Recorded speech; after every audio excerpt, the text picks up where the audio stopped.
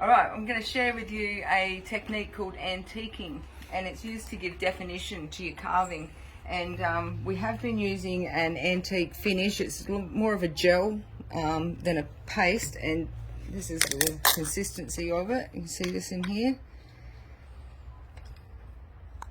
It's quite liquid. Yep. And I've been waiting for our suppliers at Mac Lace to get some antique paste in for me.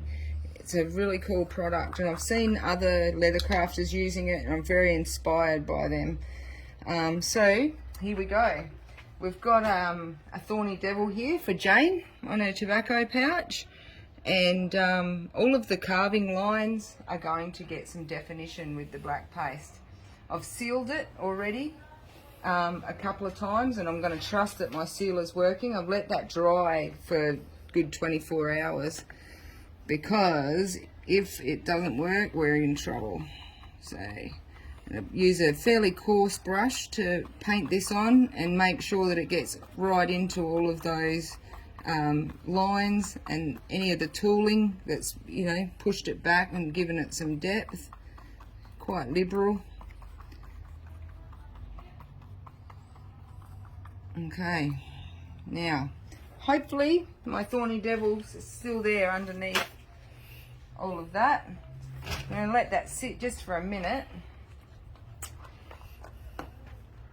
and then I'm going to fold my paper towel, because I only want to wipe this off of the top. I don't want to wipe it out of the grooves, you know.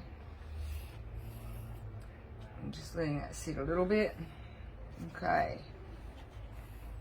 And hopefully this is going to be amazing.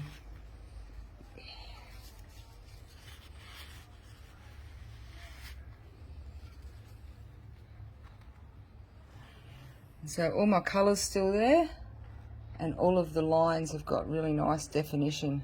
It just sets him off. Oh, I'm happy.